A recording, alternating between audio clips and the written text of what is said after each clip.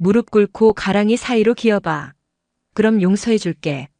한 명의 인간을 공개적으로 굴복시켜 자신의 절대 권력을 증명하려 했던 오만한 대령.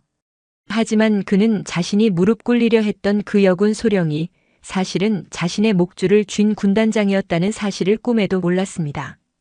계급을 숨기고 최전방 부대에 잠입한 대한민국 최초의 여성 군단장이 부패한 상관을 심판하는 통쾌한 참교육, 지금부터 시작합니다. 2024년 8월 강원도 양구.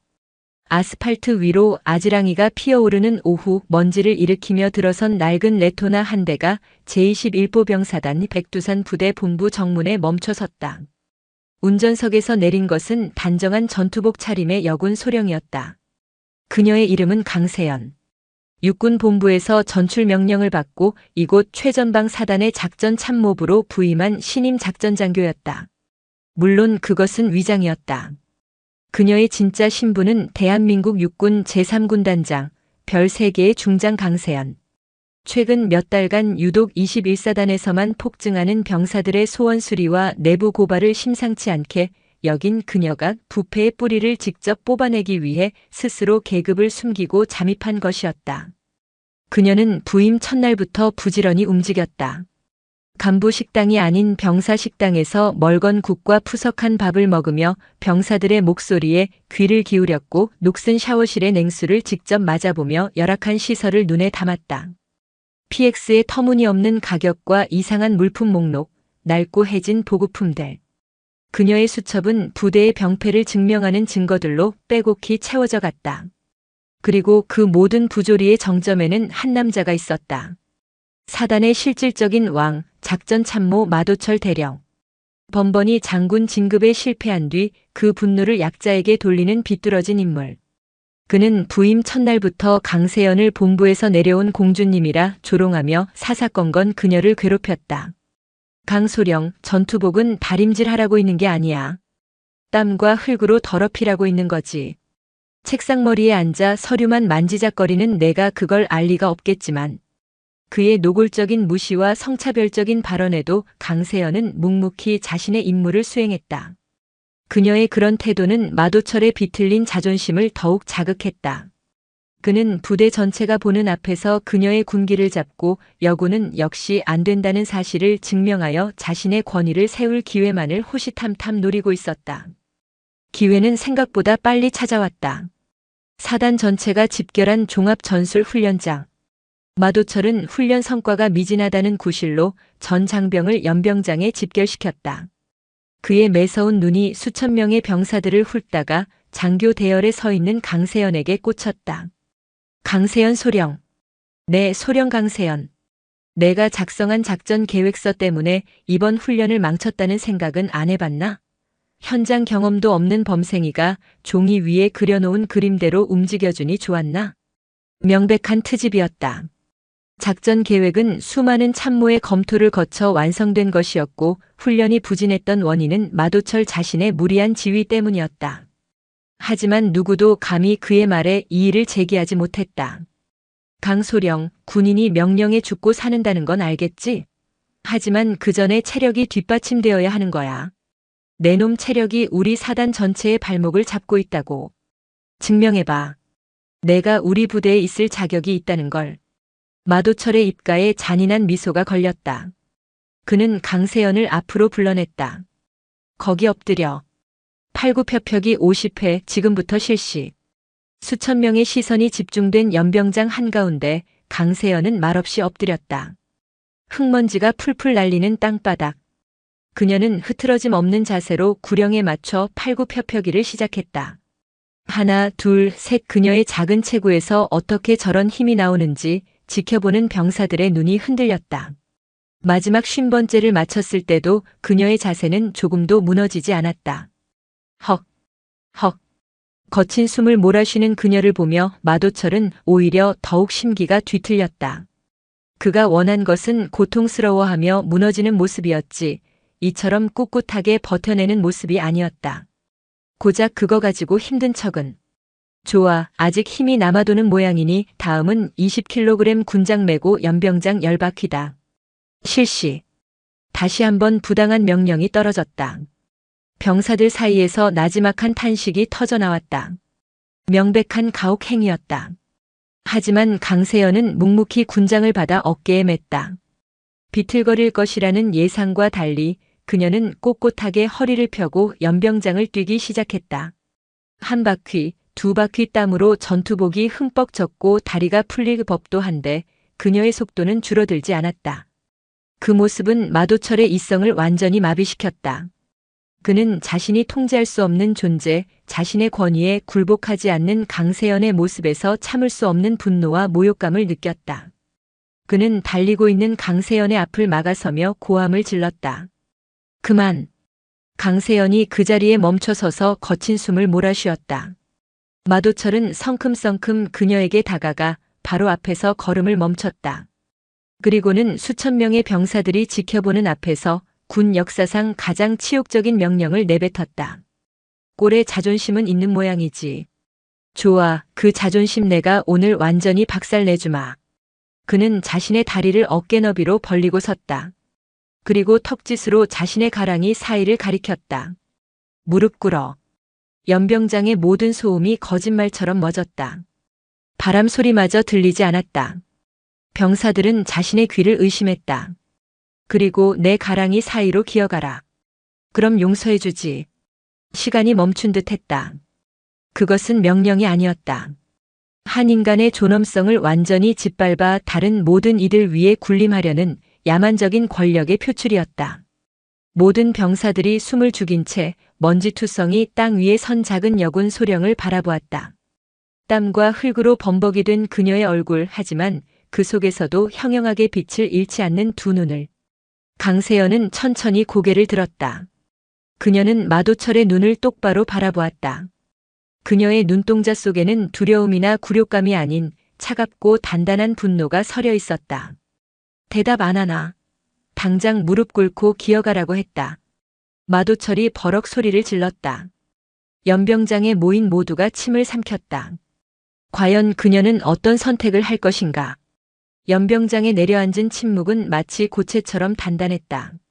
수천 명의 병사들은 숨쉬는 법조차 잊은 듯 자신들의 두 눈과 귀를 의심하며 서 있었다. 한 사람의 인격을 공개적으로 말살하려는 마도철 대령의 잔혹한 명령과 그 앞에 미동도 없이 서 있는 강세연 소령. 시간은 더디게 흘렀고 내리쬐는 태양의 열기보다 두 사람 사이에 흐르는 긴장감이 병사들의 숨을 더욱 막히게 했다. 마도철은 승리를 예감했다. 저 가녀린 여군 장교가 감히 수천 개의 눈앞에서 버틸 리가 없었다. 굴욕감에 울음을 터뜨리며 무릎을 꿇고 자신이 시키는 대로 개처럼 기어갈 것이라 확신했다. 그 모습을 통해 자신의 절대적인 권력을 확인하고 감히 자신에게 반기를 들려 했던 그녀의 싹을 잘라버릴 생각이었다. 하지만 강세연의 반응은 그의 예상을 완벽하게 빗나갔다. 그녀는 천천히 허리를 폈다. 흙먼지가 묻은 뺨, 땀으로 젖은 머리카락, 피로에 떨리는 근육. 그 모든 나약한 징후들 속에서도 그녀의 눈빛만은 조금도 흔들리지 않았다. 오히려 그 눈빛은 한 자루의 날카로운 검처럼 마도철의 오만한 얼굴에 박혔다. 대답 못하나? 마지막 경고다. 무릎 꿇어. 마도철이 이빨 사이로 으르렁거렸다. 그 순간 강세연의 마른 입술이 열렸다. 그녀의 목소리는 떨리지 않았다. 나지막했지만 확성기를 쓴 마도철의 고함보다 더 선명하게 연병장 전체에 울려 퍼졌다. 저는 군인으로서 상관의 정당한 명령에 복종할 의무가 있습니다. 그녀는 한 걸음 앞으로 나섰다. 하지만 군인에게는 상관의 부당하고 위법적인 명령을 거부해야 할 의무 또한 있습니다. 대령님의 지금 그 말씀은 명령이 아닙니다. 군인의 명예를 짓밟고 한 인간의 존엄성을 파괴하려는 명백한 폭력이자 모독입니다. 그녀는 말을 이었다. 목소리에는 강철 같은 의지가 실려 있었다. 따라서 저는 이 명령을 거부하겠습니다. 선언이었다. 연병장은 술렁이기 시작했다. 감히 대령의 명령을, 그것도 전 부대원 앞에서 정면으로 거부하다니. 그것은 단순한 항명을 넘어선 마도철이라는 절대 권력에 대한 선전포고와도 같았다. 마도철의 얼굴이 시뻘겋게 달아올랐다. 그는 자신의 뺨을 후려 맞은 듯한 충격과 분노에 휩싸였다. 감히 적의 집이. 자신의 완벽한 시나리오가 박살나는 소리가 들렸다. 이게 미쳤나? 그는 이성을 잃고 고함을 내질렀다. 내가 뭔데 내 명령을 판단해. 내가 뭔데 정당하니 부당하니 짓거리는 거냐고. 좋아. 내년에 그 잘난 존엄성이 얼마나 대단한지 한번 보자. 내 고집 때문에 다른 모두가 어떤 고통을 받게 되는지 똑똑히 보라고. 마도철은 광기에 찬 눈으로 연병장의 모든 병사들을 향해 돌아섰다. 전 병력 주목. 그의 목소리는 증오로 갈라져 있었다. 지금부터 저 강세연 소령이 무릎을 꿇고 내 명령을 수행할 때까지 전원 총기 머리 위로 자세 실시한다. 팔 내리는 놈은 영창 보낼 줄 알아. 실시. 끔찍한 연대 책임 명령이 떨어졌다. 병사들의 얼굴에 절망감이 번졌다. K2 소총의 무게는 약 3.2kg. 가만히 들고 있기만 해도 몇 분 안에 팔 전체에 엄청난 고통이 밀려오는 자세였다. 그것을 기약도 없이 한 사람이 무릎을 꿇을 때까지 버텨야 한다는 것은 실로 지옥 같은 형벌이었다. 뭐해? 당장 실시 못해. 마도철의 재촉에 병사들은 마지못해 자신의 소총을 머리 위로 들어 올리기 시작했다. 철컥하는 소리와 함께 수천 개의 총구가 하늘을 향했다. 그와 동시에 수천 개의 원망이 가득한 눈초리가 강세연에게로 향했다. 제발 그냥 무릎 꿇어주세요. 당신 자존심 때문에 왜 우리가. 독한 년. 강세연은 병사들의 눈빛과 소리 없는 아우성을 온몸으로 받아내야 했다. 그녀의 심장이 갈갈이 찢기는 듯 했다. 나 하나만 굴복하면, 나 하나만 잠시 눈을 감으면 이 모든 병사들이 고통에서 벗어날 수 있었다. 무릎을 꿇고 싶은 유혹이 파도처럼 밀려왔다. 하지만 그녀는 고개를 저었다. 아니, 여기서 내가 무릎을 꿇는다면 그것은 나 강세연 한 사람의 패배로 끝나지 않는다. 그것은 이 부대 전체의 정의가 무너지는 것이다. 힘없는 병사들이 부당한 폭력 앞에 영원히 침묵하게 되는 것이다. 버텨야 한다. 이들의 원망은 내가 모두 짊어지고 간다. 반드시 이 지옥을 끝내주마. 시간이 흘렀다. 5분, 10분, 20분. 따가운 햇살 아래 병사들의 이마에서는 비 오듯 땀이 쏟아졌다. 팔은 감각이 없을 정도로 저려왔고 어깨는 빠져나갈 듯한 고통을 호소했다. 끙끙 앓는 소리가 여기저기서 터져나왔다. 몇몇 체력이 약한 병사들은 결국 총을 떨어뜨리며 그 자리에 주저앉았다. 거기 쓰러진 놈. 당장 의무대로 끌어내. 저딴 놈은 우리 부대원 자격도 없어. 마도철은 악귀처럼 소리를 지르며 연병장을 돌아다녔다. 그는 강세연의 바로 앞으로 다가가 비웃음을 흘렸다. 어때 강소령? 내 눈에 저 병사들이 보이나? 내 고집 때문에 신음하는 내 부하들이 보이냐고. 내가 지금이라도 무릎만 꿇으면 이 모든 게 끝나. 어서 빌어. 잘못했다고 다신 안 그러겠다고 빌어보라고. 강세연은 입술을 깨물었다. 입술 안에서 비릿한 피맛이 번졌다. 그녀는 대답 대신 고통스러워하는 병사 한 명 한 명과 눈을 맞추기 시작했다. 그녀의 눈빛은 말하고 있었다. 미안하다. 하지만 조금만 더 버텨다오. 내가 반드시 끝내겠다. 그때였다. 처음에는 원망만 가득했던 병사들의 눈빛이 조금씩 변하기 시작했다. 그들은 보았다. 자신들을 고문하며 쾌감을 느끼는 마도철의 광기 어린 얼굴을. 그리고 그 앞에서 온몸으로 모든 비난과 책임을 감당하며 꼿꼿이 서 있는 강세연의 모습을. 누가 진짜 적이고 누가 진짜 아군인가. 누가 자신들을 지옥으로 몰아넣고 있으며 누가 이 지옥을 끝내기 위해 홀로 싸우고 있는가. 저려오는 팔의 고통보다 마도철의 잔인함에 대한 분노가 더 커지기 시작했다. 강세연을 향했던 원망은 점차 연민으로 그리고 마침내는 경외감으로 바뀌어 갔다. 그녀는 단지 버티고 서 있는 것이 아니었다. 수천 명의 병사들을 대신하여 썩어빠진 권력의 폭주에 맞서 싸우고 있는 것이었다. 전부 이 악물어. 저딴 계집 하나 못 이겨서 빌빌거리는 거냐? 마도철의 폭언이 계속되던 그 순간 누군가의 귀에 이질적인 소리가 들려왔다.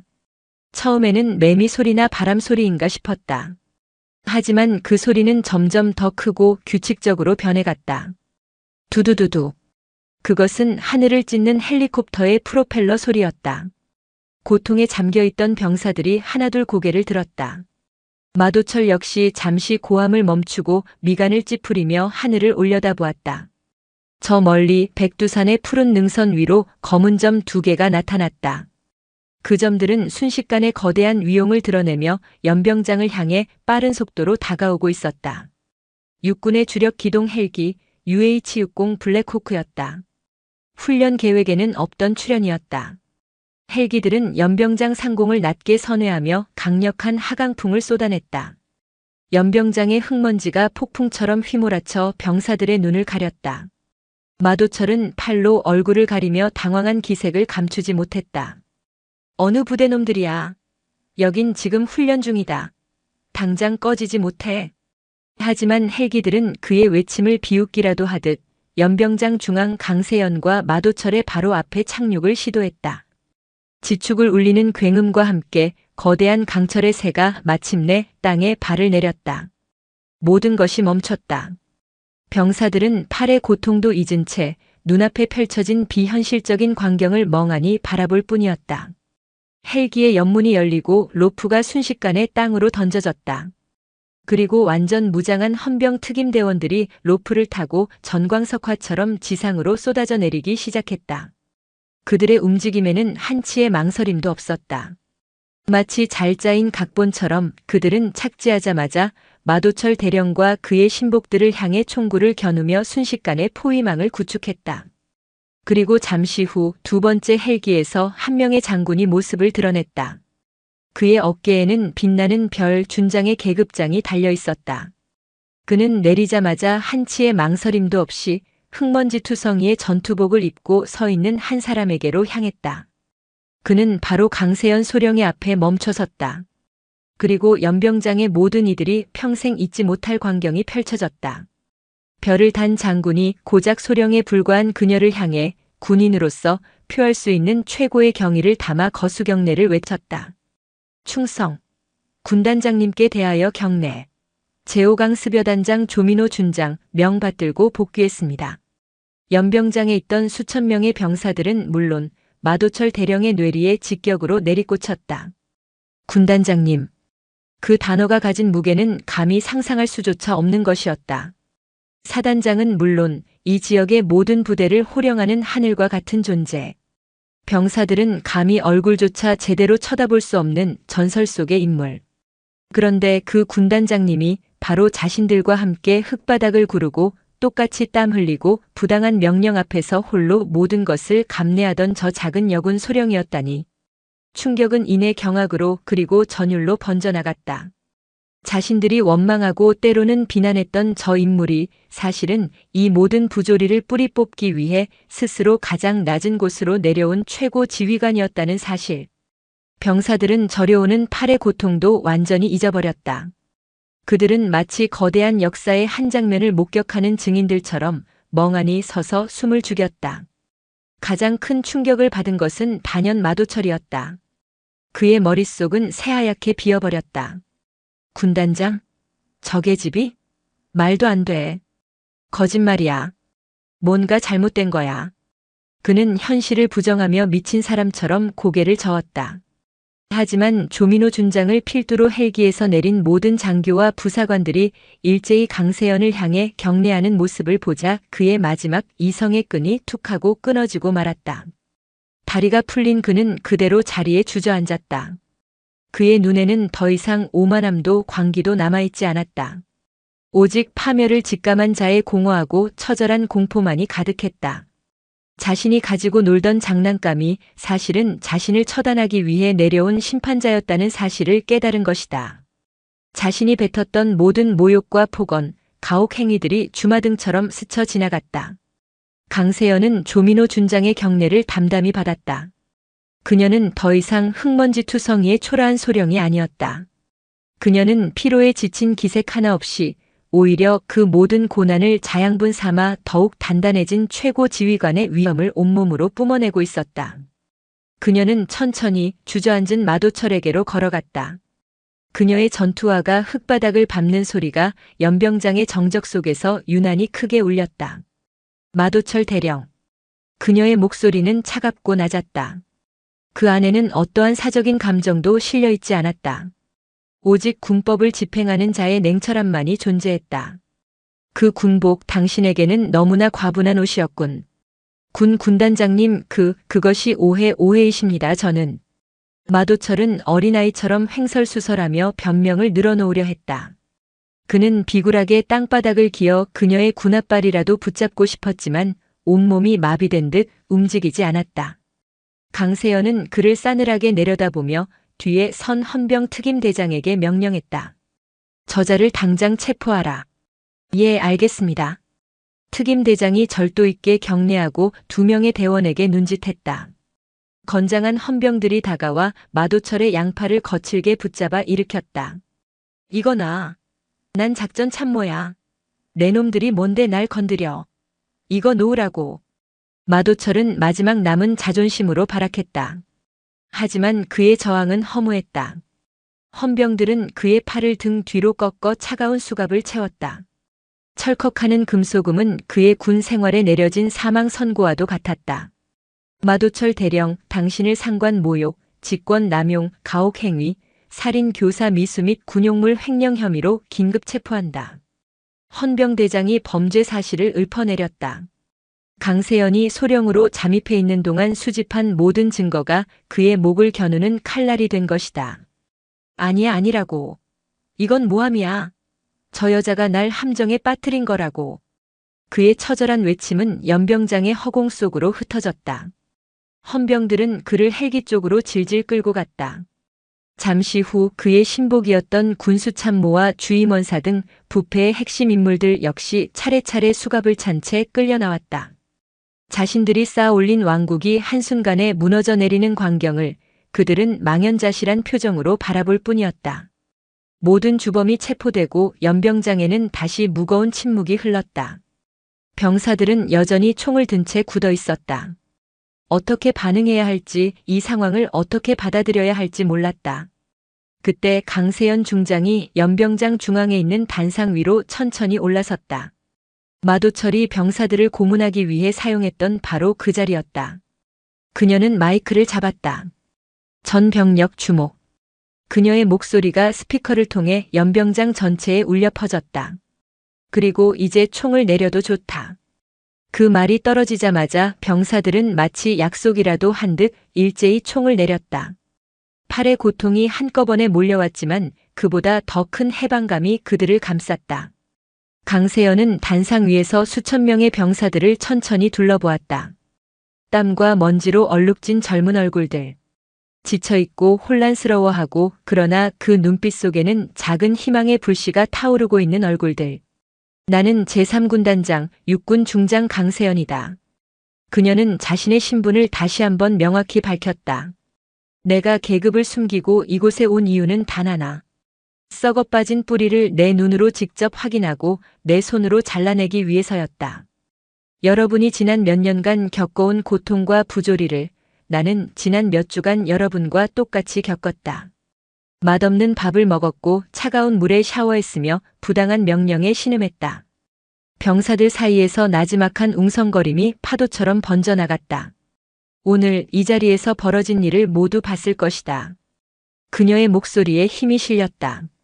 한 사람의 뒤틀린 권력욕이 수천 명의 전우를 얼마나 큰 고통으로 몰아넣을 수 있는지 우리는 똑똑히 목격했다. 하지만 나는 동시에 다른 것도 보았다. 그녀는 병사 한 명 한 명과 눈을 맞추며 말을 이었다. 나는 인간의 존엄성을 짓밟으라는 치욕적인 명령 앞에서 끝까지 굴복하지 않는 명예로운 군인의 모습을 보았다. 그녀는 잠시 말을 멈추고 자신을 바라보는 병사들의 눈을 깊숙이 들여다보았다. 그리고 나는 그 부당한 폭력 앞에서 함께 고통을 나누면서도 결국 무엇이 옳고 그른지를 스스로 판단할 줄 아는 살아있는 양심을 보았다. 여러분은 결코 패배하지 않았다. 오히려 그 어떤 전투보다도 위대한 승리를 거둔 것이다. 여러분 스스로의 힘으로 불의에 맞서 싸워 이긴 것이다. 나는 여러분이 너무나 자랑스럽다. 그녀의 진심 어린 말에 병사들의 눈시울이 뜨거워지기 시작했다. 억눌려왔던 서름과 지옥 같은 시간을 버텨낸 자신에 대한 대견함, 그리고 새로운 희망이 뒤섞여 눈물로 터져나왔다. 여기저기서 흐느끼는 소리가 들려왔다. 그것은 나약함의 눈물이 아니었다. 정화와 치유의 눈물이었다. 이제 모든 것이 정상으로 돌아갈 것이다. 강세연은 선언했다. 여러분의 식판은 영양가 있고 맛있는 음식으로 채워질 것이며 생활관에는 사계절 내내 뜨거운 물이 나올 것이다. 여러분의 목소리를 묵살하는 간부는 더 이상 없을 것이며 부당한 명령에 고통받는 일 또한 없을 것이다. 모든 병사의 인권이 존중받고 오직 전투와 훈련에만 집중할 수 있는 대한민국 육군에서 가장 명예롭고 강한 부대. 내가 여러분과 함께 만들어 나갈 것이다. 그녀의 연설이 끝나자 잠시의 정적이 흘렀다. 그리고 곧이어 한쪽 구석에서 시작된 박수 소리가 순식간에 연병장 전체로 퍼져나갔다. 박수는 이내 우레와 같은 함성으로 변했다. 와! 그것은 억압으로부터의 해방을 자축하는 외침이었고 새로운 지휘관의 탄생을 환영하는 함성이었으며 백두산 부대의 새로운 시작을 알리는 희망의 포효였다. 병사들은 서로를 부둥켜 안고 울고 웃으며 기쁨을 나눴다. 강세연 중장은 단상 위에서 그 광경을 오롯이 지켜보았다. 병사들이 서로 부둥켜 안고 눈물을 흘리는 모습, 상기된 얼굴로 미래를 이야기하는 모습. 그녀는 이 순간을 위해 스스로를 지옥으로 던졌던 것이다. 헬리콥터가 체포된 마도철 대령과 그 일당을 싣고 이륙하며 거대한 굉음을 남겼지만 그 소음조차 병사들의 희망찬 목소리를 덮지는 못했다. 모든 것이 끝난 것처럼 보였다. 하지만 강세연은 알고 있었다. 파괴는 순간이지만 건설에는 긴 시간이 걸리는 법이라는 것을. 진짜 임무는 지금부터 시작이었다. 그녀는 단상에서 내려와 조민호 준장에게 다가갔다. 조 준장, 수고 많았네. 헌병 특임대는 군단으로 즉시 복귀시키고 군 검찰에는 내가 수집한 증거 자료를 모두 이관하게. 한 점의 의혹도 없이 군법에 따라 엄중하게 처리하도록 지시해. 예, 군단장님. 즉각 조치하겠습니다. 그리고 사단 내 모든 영관급 이상 장교들을 30분 내로 사단장실로 소집하게. 비상 지휘관 회의를 열겠다. 그녀의 명령은 신속하고 단호했다. 사적인 감상에 젖어 있을 시간은 없었다. 썩은 뿌리를 도려낸 자리에 새로운 씨앗을 심고 다시는 이런 비극이 자라나지 못할 토양을 만들어야 했다. 30분 후 사단장실에는 무거운 침묵이 흘렀다. 영관급 장교들은 누가 죄인이고 누가 아닌지 가늠할 수 없는 불안감 속에서 굳은 얼굴로 서 있었다.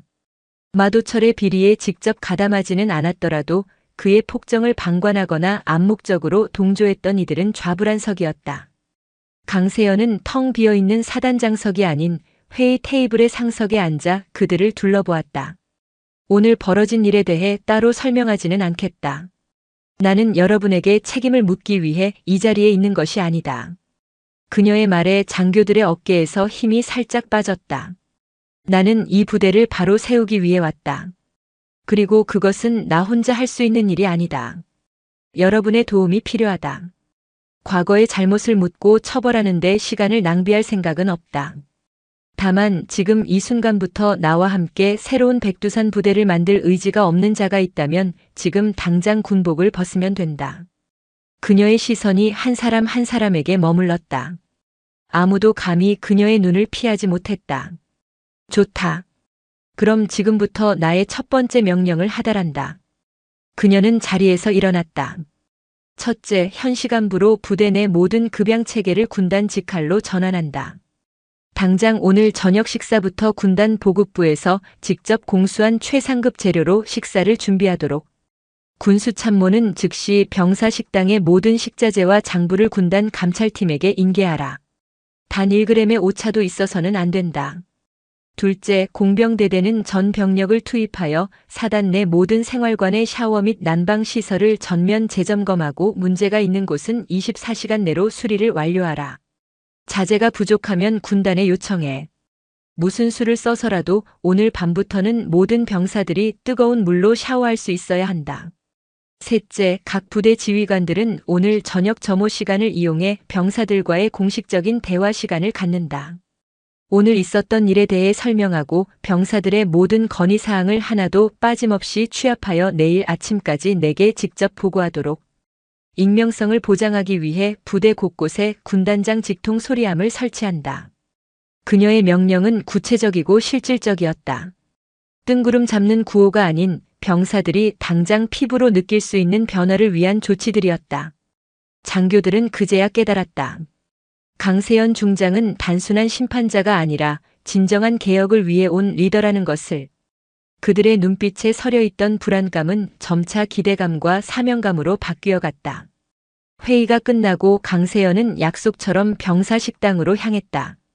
그녀가 식당에 들어서자 저녁 식사를 위해 줄을 서 있던 수백 명의 병사들의 시선이 일제히 그녀에게로 향했다. 그들의 눈에는 더 이상 원망이나 두려움이 없었다. 오직 존경과 감사의 빛만이 가득했다. 그날 저녁의 식단은 거짓말처럼 바뀌어 있었다. 멀건 국 대신 뜨끈한 소고기 묵국이, 정체불명의 고기볶음 대신 먹음직스러운 제육볶음이, 푸석한 밥 대신 윤기가 흐르는 흰쌀밥이 배식대에 올랐다.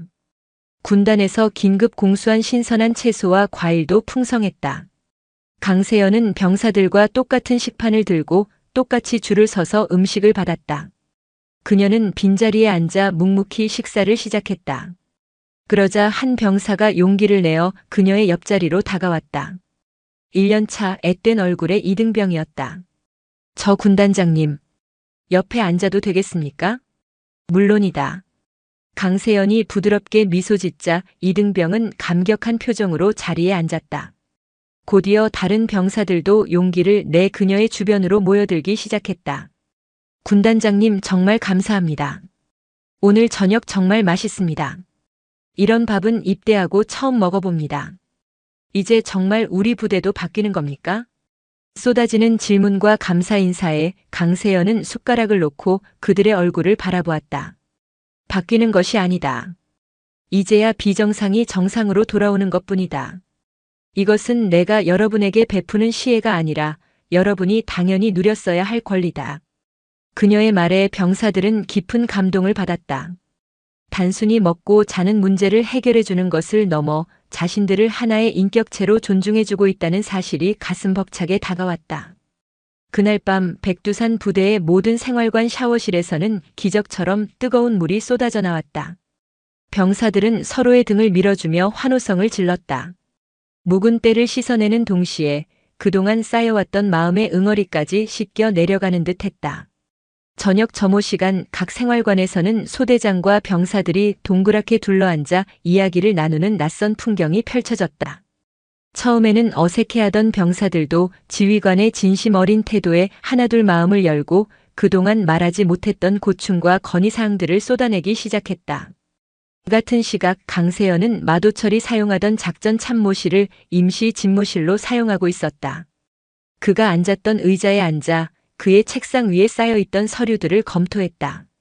그 서류들 속에는 그가 병사들의 피를 빨아얻은 부정한 이익의 흔적들이 고스란히 남아있었다. 그녀는 창밖을 내다보았다. 불이 켜진 생활관들에서 흘러나오는 두런거리는 소리가 부대 전체에 온기처럼 퍼져나가고 있었다. 어둠은 여전히 짙었지만 오늘의 어둠은 더 이상 절망의 색이 아니었다. 내일의 밝은 태양을 준비하는 고요하고 평화로운 휴식의 어둠이었다. 진정한 싸움은 이제부터 시작이었다. 하지만 강세연은 두렵지 않았다. 그녀는 더 이상 혼자가 아니었다. 그녀의 곁에는 불의에 함께 맞서 싸워준 수천 명의 든든한 전우들이 있었다. 백두산의 새로운 아침이 밝아오고 있었다.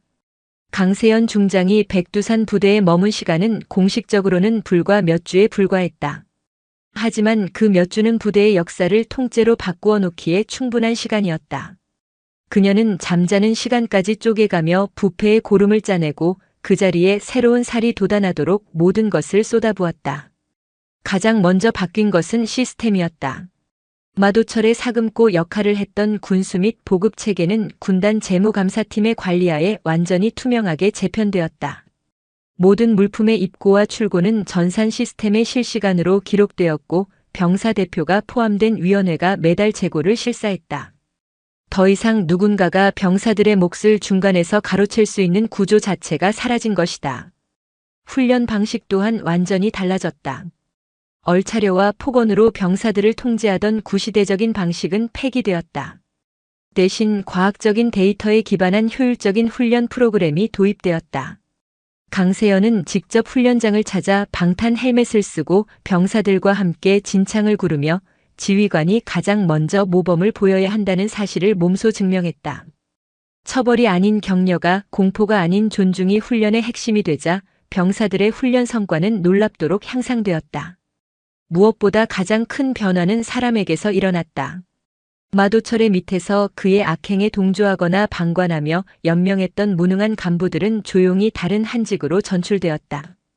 그 빈자리는 그동안 능력이 있음에도 줄이 없어 묵묵히 자기 자리를 지켜왔던 젊고 유능한 장교와 부사관들로 채워졌다. 공정한 인사 시스템은 부대 전체의 건강한 경쟁의식과 활기를 불어넣었다. 2달 후 가을이 깊어진 어느 날, 제3군단 보통군사법원 법정 피고인석에 선 마도철은 더 이상 예전의 오만한 모습이 아니었다. 계급장과 휘장이 모두 제거된 죄수복 차림의 그는 지난 2달간의 수감 생활로 수척해지고 눈빛의 총기마저 잃어버린 평범한 죄수일 뿐이었다. 재판장은 판결문을 읽어내려갔다. 그의 죄목은 상관 모욕과 직권 남용을 시작으로 수십 가지에 달했다.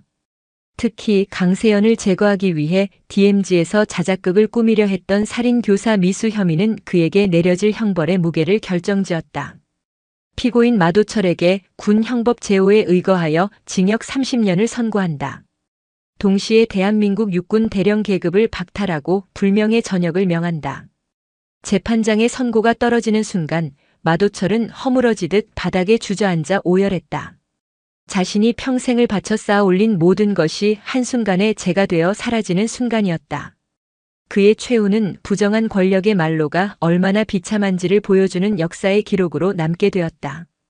같은 시각 강세연은 완전히 탈바꿈한 백두산 부대의 연병장을 걷고 있었다.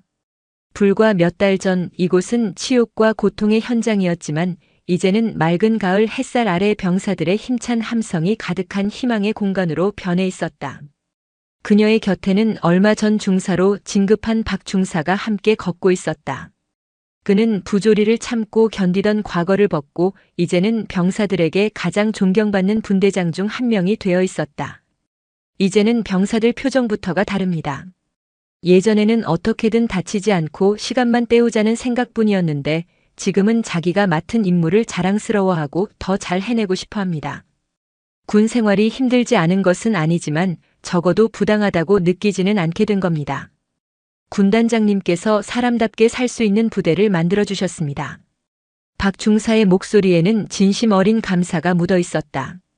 강세연은 흐뭇한 미소로 고개를 끄덕였다. 그녀가 식당을 지날 때면 이제는 병사들이 먼저 다가와 스스럼 없이 경례하며 안부를 물었다. 생활관 복도를 지날 때면 깔끔하게 정돈된 관물대와 반짝이는 바닥이 그녀를 맞았다. 부대는 이제 그녀가 없어도 스스로 움직이는 건강한 생명체처럼 살아 숨쉬고 있었다. 그녀의 임무는 이제 정말로 끝난 것이다. 그녀가 부대를 떠나는 날 공식적인 환송 행사는 없었다.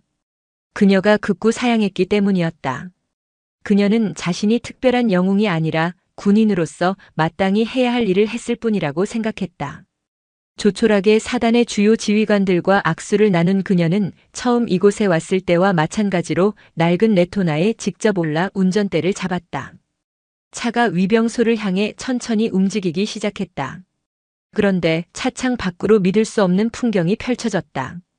부대를 떠나는 길 양옆으로 수천 명의 병사들이 자발적으로 도열해 있었던 것이다.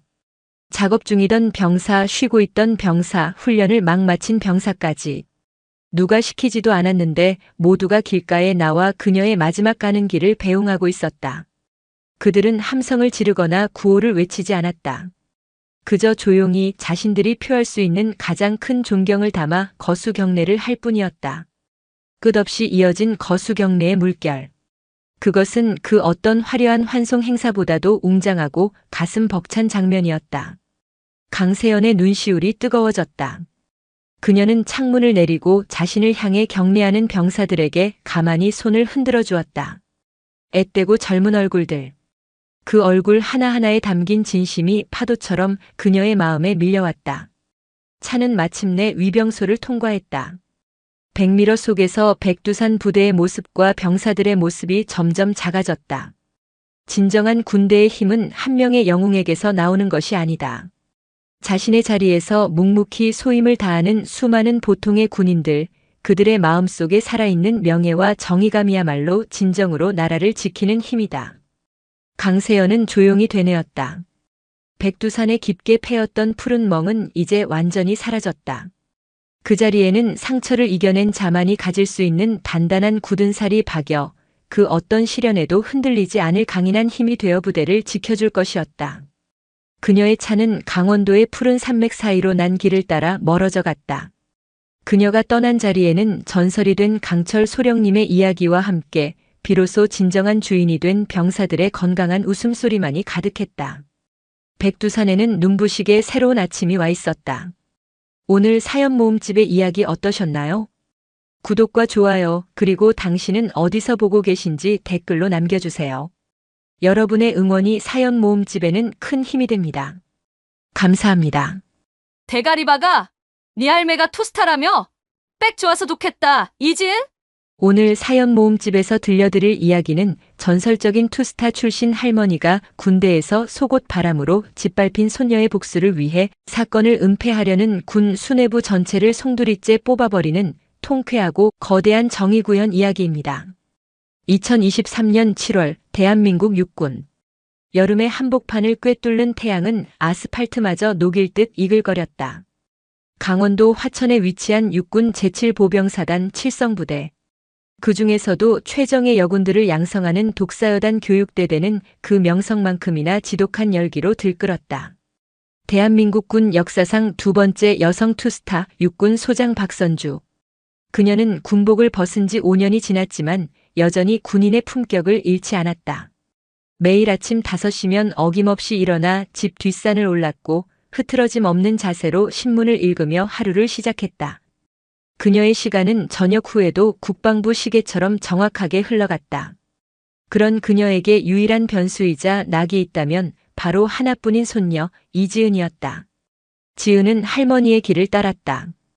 육군 사관학교를 차석으로 졸업하고 임관과 동시에 수많은 편한 보직을 마다한 채 전투병과 그것도 가장 험하다는 보병을 택했다.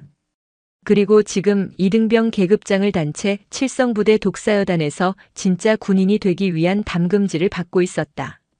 선주의 서재, 잘 닦인 마호가니 책상 위에는 손녀의 사진이 담긴 액자가 여러 개 놓여 있었다.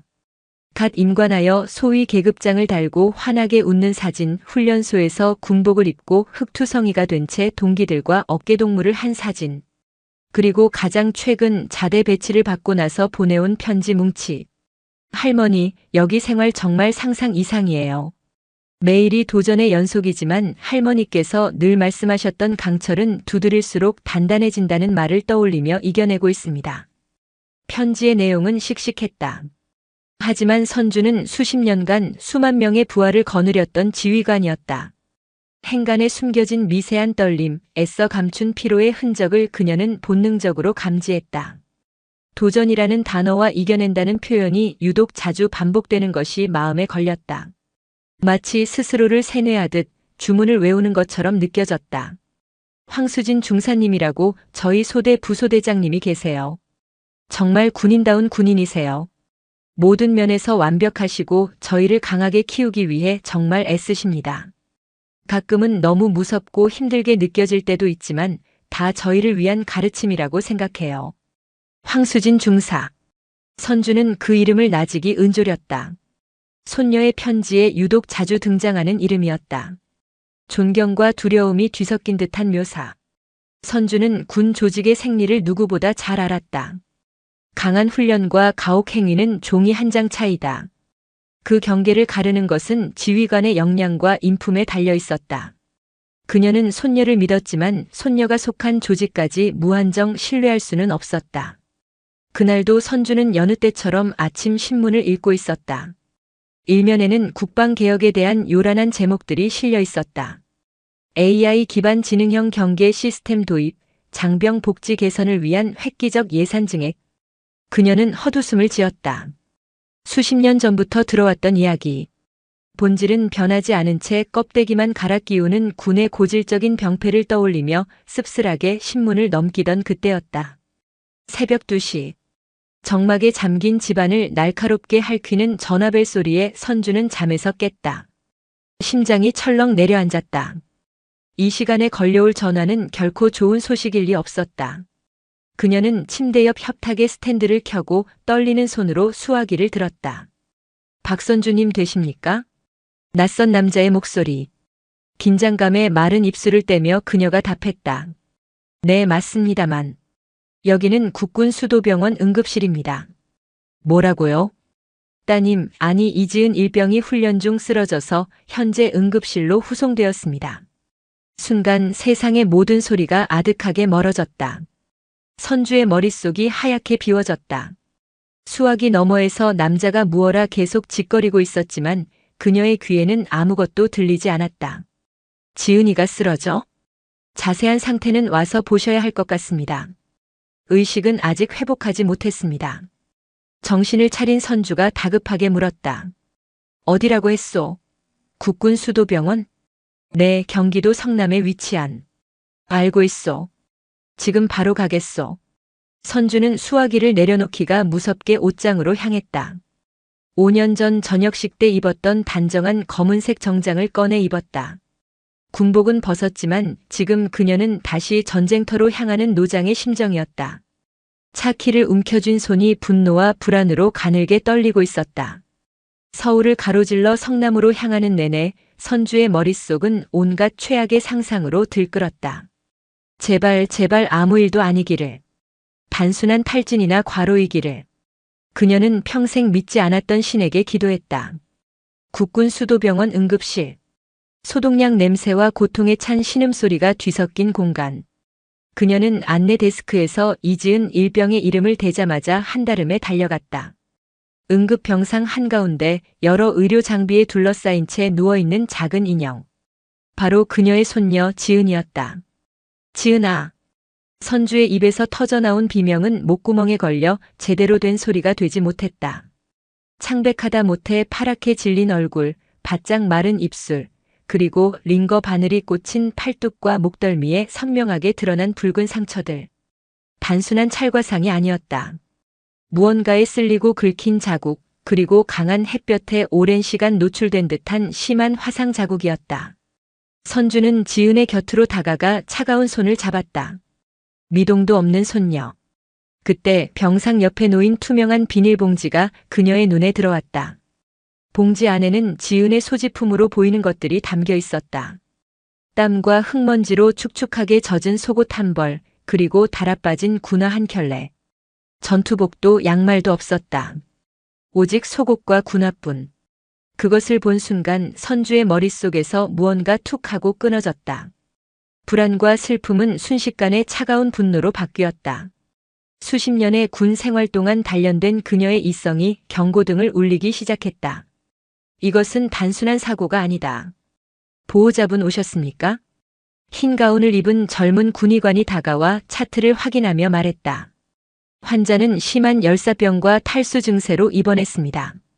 다행히 생명에는 지장이 없지만 전신에 다발성 찰과상과 2도 화상이 관찰되어 추가적인 검사와 안정이 필요한 상태입니다.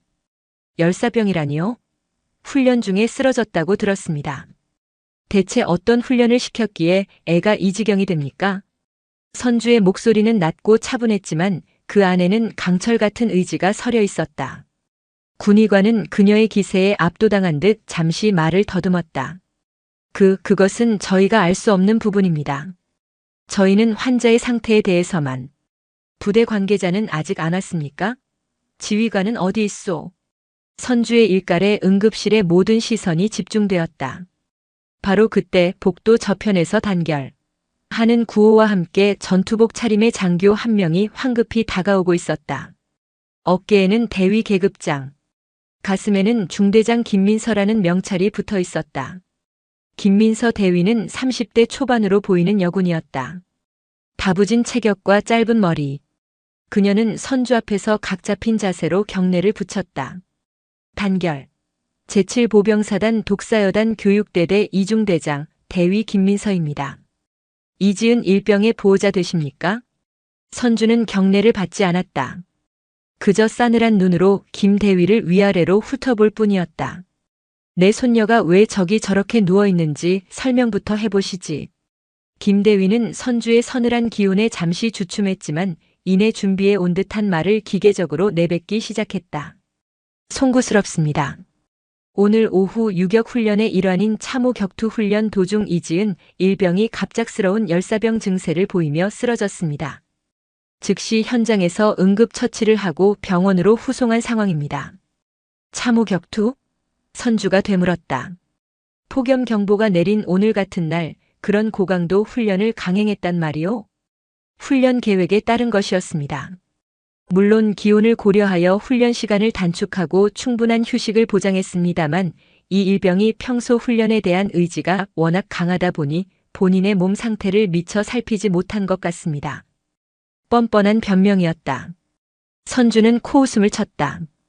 의지가 강해서? 내 손녀의 소지품을 보니 속옷 한 벌과 군화밖에 없더군. 참호 격투는 원래 속옷만 입고 하는 훈련인가? 김 대위의 얼굴이 순간 굳어졌다. 당황한 기색이 역력했다. 아, 그건 훈련의 강도를 높이기 위해 때때로 시행하는 방식입니다. 사회에 계셔서 잘 모르실 수도 있겠지만 강한 군인을 만들기 위한 어쩔 수 없는 일종의 관행 같은 것입니다. 관행? 선주의 목소리에 얼음장 같은 냉기가 실렸다. 그녀는 김 대위에게 한 걸음 다가섰다. 키는 김 대위보다 작았지만 그녀에게서 뿜어져 나오는 위압감은 응급실 전체를 얼어붙게 할 정도였다. 김 대위, 그대 눈에는 내가 군대 물정 모르는 민간인으로 보이나? 선주는 품 안에서 신분증을 꺼내 김 대위의 눈앞에 내밀었다. 예비역 육군 소장 박선주. 대한민국 국방부 정책실장과 여군학교장을 역임한 살아있는 전설. 김 대위의 동공과 맹렬하게 흔들렸다. 그녀의 얼굴에서 핏기가 가시는 것이 보였다. 소 소장님, 죄송합니다. 미처 몰라 배웠습니다. 몰라봤을 리가 없지. 이지은 일병의 신상기록에 내 이름 석자가 박혀 있을 텐데. 설마 확인도 안 했다고 발뺌할 셈은 아니겠지? 아. 김 대위는 입을 굳게 다물었다. 식은땀이 그녀의 이마를 타고 흘러내렸다. 선주는 다시 병상에 누워있는 지은을 돌아보았다. 손녀의 눈꺼풀이 미세하게 떨리고 있었다. 마치 악몽을 꾸는 듯 했다. 선주가 다가가 지은아 할미 왔다 하고 속삭이자 지은은 의식이 없는 상태에서도 몸을 움츠리며 잘못했습니다 하고 잠꼬대를 했다. 그 작은 속삭임은 선주의 심장에 비수처럼 날아와 박혔다. 확신했다. 이것은 사고가 아니라 명백한 사건이다. 조직적인 가혹 행위가 있었고 저 중대장은 그것을 은폐하려 하고 있다. 선주는 다시 김 대위를 향해 몸을 돌렸다. 이전과는 비교할 수 없는 분노와 결의에 찬 눈빛이었다. 김 대위, 똑똑히 듣게. 나는 지금부터 내 손녀에게 가해진 모든 부조리를 파헤칠 걸세. 자네부터 시작해서 그 위에 누가 있든 모조리 군법회의에 세울 각오가 되어 있어. 그러니 진실을 말할 마지막 기회를 주지. 여기서 무슨 일이 있었던 게야? 선주의 선전포고에 김 대위는 아무 말도 하지 못했다. 그저 사시나무처럼 떨고 있을 뿐이었다. 응급실의 공기는 이제 누구도 숨쉬기 힘들 정도로 무겁게 가라앉아 있었다. 한때 군 전체를 호령했던 노장의 분노가 썩어빠진 군 조직의 두꺼운 갑옷에 이제 막 첫 균열을 내기 시작한 순간이었다. 국군 수도병원 응급실의 공기는 팽팽한 활시위 같았다. 박선주 소장의 선전포고에 김민서 대위는 전기가 흐른 듯 굳어 있었다. 그녀의 머릿속에서는 필사적인 계산이 돌아가고 있었다. 보고해야 한다. 대대장님께, 아니 연대장님께. 하지만 뭐라고? 예비역 소장이, 그것도 박선주 장군이 모든 걸 알았다고. 침묵을 깬 것은 선주였다. 그녀는 더 이상 김 대위를 압박하지 않았다. 대신 전쟁터에서 수없이 지휘봉을 잡았던 관록으로 상황을 정리하기 시작했다. 김 대위, 지금부터 내 말을 잘 듣게. 선주의 목소리는 차분했지만 한 음절 한 음절이 비수가 되어 김 대위의 심장에 박혔다. 첫째, 나는 지금 즉시 국방부 장관 직속 감찰실에 이번 사건에 대한 정식 조사를 요청할 걸세. 부대 자체 조사는 믿을 수 없으니 처음부터 최고 상급 부대의 개입을 요구하겠네. 자네는 이해 있나? 없습니다. 김 대위가 간신히 쥐어짜낸 대답이었다. 국방부 직속 감찰실. 그 이름만으로도 일개 중대장은 숨이 막힐 지경이었다. 둘째, 이 시간부로 이지은 일병에 대한 모든 지휘 보고 라인은 나를 통하게. 환자 상태, 부대 동향, 그 어떤 것이라도 내 허락 없이는 보고도 지시도 내리지 말게. 이 또한 이해 있나? 하지만 규정상. 규정? 선주가 피식 웃었다. 사람을 반죽음으로 만들어 놓고 이제 와서 규정을 따지나? 이지은 일병은 내 손녀이기 이전에 대한민국 군인이자 이 사건의 가장 중요한 피해자이자 증인이야. 증인 보호를 위한 긴급 조치라고 생각하게. 자네가 지금 내 말을 거역한다면 그건 명백한 증거 인멸 및 사건 은폐 시도로 간주하겠네. 그래도 좋다면 계속 규정을 찾아보게. 김 대위는 입술을 깨물었다. 그녀는 박선주라는 거대한 벽 앞에서 자신이 얼마나 무력한 존재인지를 처절하게 깨닫고 있었다. 셋째, 오늘 훈련에 참여했던 이지은 일병의 소대원 전원, 지금 당장 이곳 병원으로 부르게. 내가 직접 그들의 상태를 확인하고 무슨 일이 있었는지 들어야겠네. 소장님, 그건 어렵습니다. 심야 시간에 병력을 이동시키는 것은 어렵나? 선주가 한 걸음 다가섰다. 내 손녀는 지금 저기서 사경을 헤매고 있네. 그런데 고작 규정과 절차 때문에 다른 피해자들의 안전을 방치하라고. 황수진 중사 그 여자도 함께 오라고 하게. 직접 얼굴을 보고 물어야 할 것이 아주 많으니. 황수진 중사. 그 이름이 나오자 김 대위의 눈빛이 파르르 떨렸다. 선주는 그 미세한 변화를 놓치지 않았다. 모든 문제의 핵심에 황 중사가 있다는 것을 다시 한번 확신했다. 결국 김 대위는 고개를 숙일 수밖에 없었다. 알겠습니다. 즉시 조치하겠습니다. 그녀가 떨리는 손으로 휴대폰을 들고 복도 저편으로 사라지는 모습을 선주는 차가운 눈으로 지켜보았다. 이것은 시작에 불과했다. 진짜 전쟁은 이제부터였다. 선주는 다시 지은의 곁으로 돌아와 의식 없는 손녀의 손을 잡았다. 지은아, 걱정 마라. 이 할미가 내가 겪은 고통을 10배, 100배로 되갚아줄 것이다. 몇 시간이 흘렀다. 지은은 다행히 중환자실이 아닌 일반 병실로 옮겨졌다. 하지만 여전히 의식은 돌아오지 않았다. 선주는 뜬 눈으로 밤을 새우며 손녀의 곁을 지켰다. 김 대위가 말한 소대원들은 오지 않았다. 상부 보고 후 결정하겠다는 대대장의 답신이 왔을 뿐이었다. 예상했던 바였다. 그들은 어떻게든 시간을 끌며 말을 맞추고 증거를 조작할 속셈이었다. 새벽 4시가 넘었을까. 꼬박 밤을 새운 선주가 잠시 지친 눈을 감았을 때였다. 병실 문이 아주 조심스럽게 소리도 없이 살짝 열렸다. 선주는 즉시 눈을 떴다. 어둠 속에서 망설이던 작은 인형이 병실 안으로 들어왔다. 지은과 같은 부대 마크를 단 전투복. 앳된 얼굴의 여군이었다. 그녀는 겁에 질린 사슴 같은 눈으로 선주와 지은을 번갈아 보았다. 누구지? 선주의 낮은 목소리에 병사는 화들짝 놀라며 굳어버렸다. 금방이라도 울음을 터뜨릴 것 같은 얼굴이었다. 선주는 직감했다. 이 병사가 바로 자신이 기다리던 진실의 조각이라는 것을. 선주는 자리에서 일어나 병사에게 다가갔다. 일부러 목소리를 한껏 누그러뜨려 말했다. 괜찮다. 나는 지은이 할머니다. 해치지 않아. 무슨 일이니? 그녀의 따뜻한 음성에 병사의 눈에서 결국 눈물이 뚝뚝 떨어지기 시작했다. 저 지은이 동기 최유리 일병입니다. 유리라고 했나? 여긴 어쩐 일이야? 부대에서 못 오게 했을 텐데. 몰래 빠져나왔습니다. 도저히 그냥 있을 수가 없어서. 유리는 흐느끼며 말했다. 그녀의 손에는 작은 파우치가 들려 있었다. 이거 전해드리러 왔습니다. 지은이가 이렇게 된 건 사고가 아닙니다. 유리는 파우치 지퍼를 열어 작은 SD카드 하나를 꺼내 선주의 손에 쥐어주었다. 이 안에 전부 다 들어있습니다. 황수진 중사님이 지은이에게 무슨 짓을 했는지, 유리의 몸은 공포로 떨고 있었다. 부대 무단 이탈과 내부 고발. 군인에게는 상상조차 하기 힘든 일이었다. 발각되면 어떤 처벌을 받을지 모르는 상황. 그럼에도 그녀는 이곳까지 온 것이었다. 왜 이런 위험한 일을 하는 거지? 너도 무사하지 못할 텐데.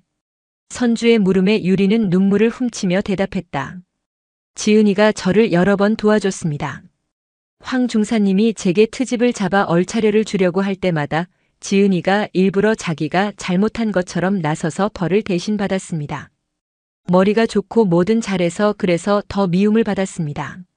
그런데 오늘은 정말 이건 훈련이 아니었습니다. 살인이었습니다. 유리는 더 이상 말을 잇지 못하고 오열했다. 선주는 말없이 그녀의 어깨를 감싸 안았다. 작고 여린 어깨가 가늘게 떨리고 있었다.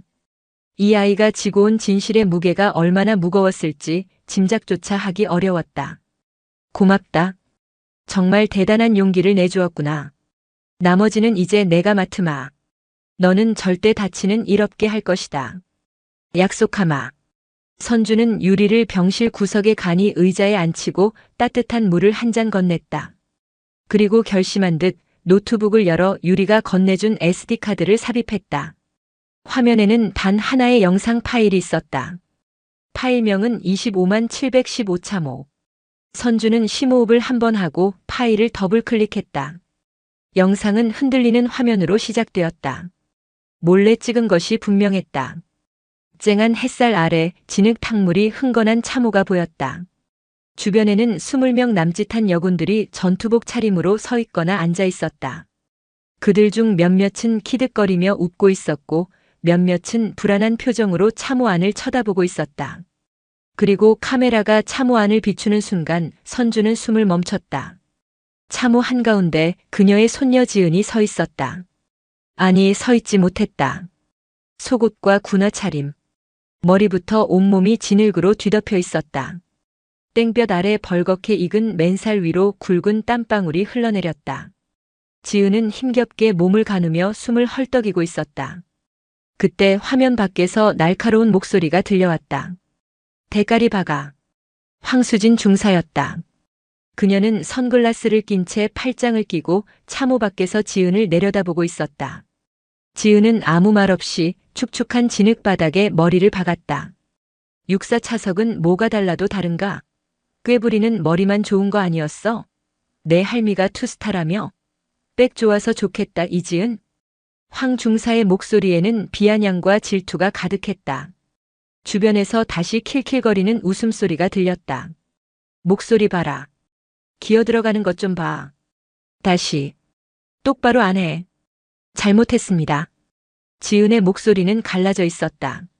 뭐가 잘못했는데? 말해봐. 내년이 뭘 잘못했냐고. 사관학교에서 배운 게 고작 그거야? 상관한테 말대꾸하고 눈 똑바로 쳐다보고 동기들 앞에서 잘난 척하는 거? 황 중사가 참호 안으로 성큼 들어왔다. 그녀는 군홧발로 진흙탕 물을 튀겨 지은의 얼굴에 뿌렸다. 내년 하나 때문에 지금 소대 전체가 쉬지도 못하고 땡볕에 앉아 있는 거 안 보여? 이게 다 너 하나 편하자고 동기들 피 빨아먹는 거잖아. 이기적인 년. 아니었다. 유리의 증언대로라면 오히려 그 반대였다.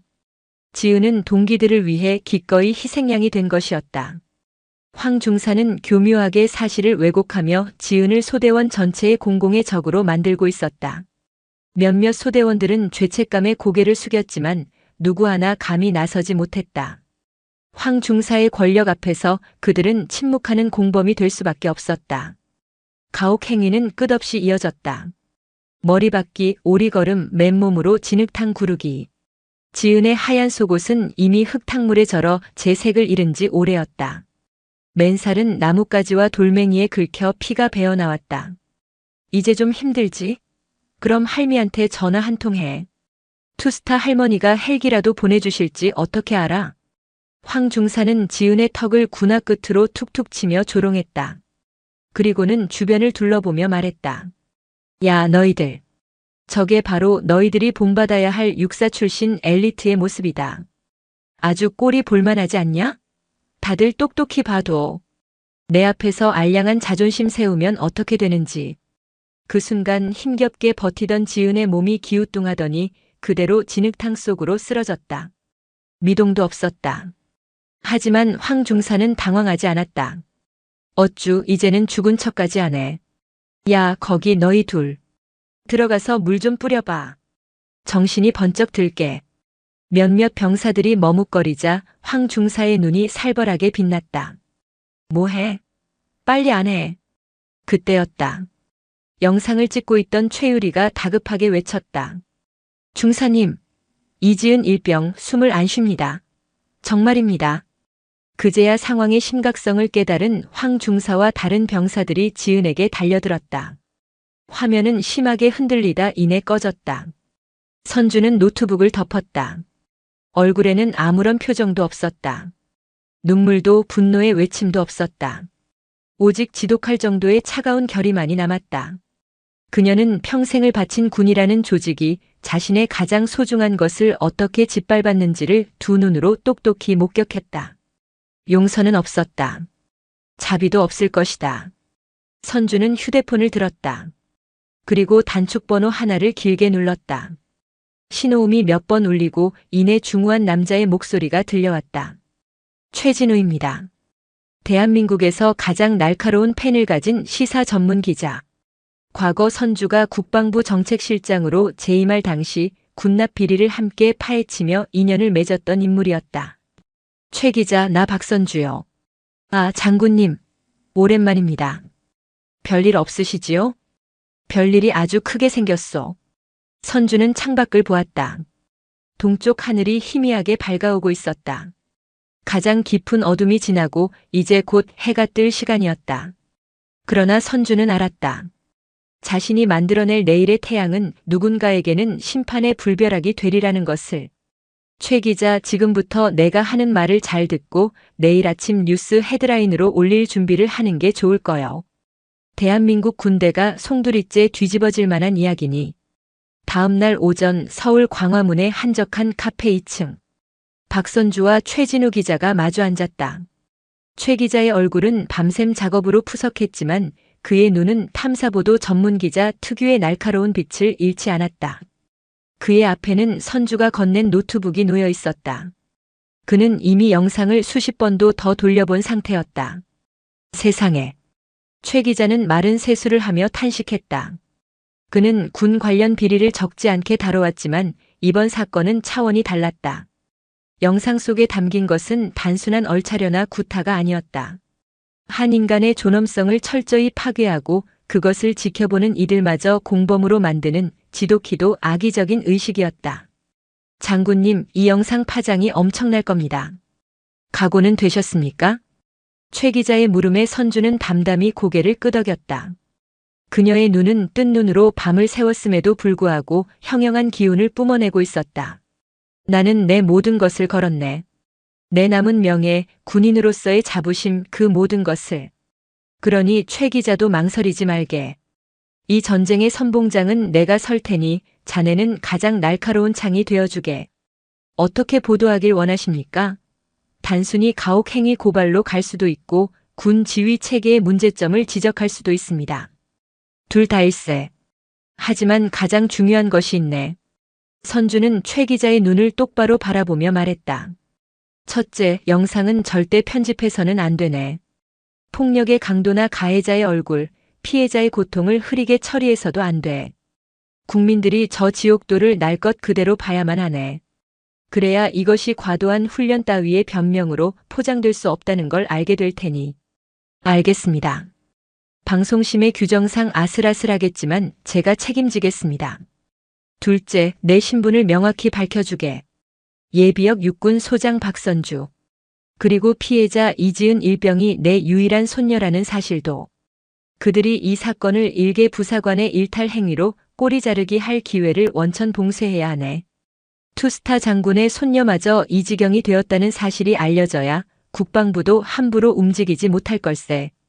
최 기자는 선주의 전략에 감탄했다. 그녀는 단순히 분노에 차서 모든 것을 폭로하는 것이 아니었다. 수십 년간 몸담았던 조직의 생리를 역이용하여 그들이 가장 아파할 곳, 가장 숨기고 싶어하는 치부를 정확하게 찌르고 있었다. 이것은 복수심에서 비롯된 폭로가 아니라 잘 짜인 군사작전이었다. 오늘 저녁 8시 뉴스에 내보내겠네. 가장 먼저 가장 비중 있게 다루지. 괜찮겠나? 부탁하네. 선주는 자리에서 일어났다. 카페 창밖으로 보이는 대한민국 역사박물관의 육중한 건물이 눈에 들어왔다. 저 역사 속에 기록된 수많은 전쟁과 투쟁.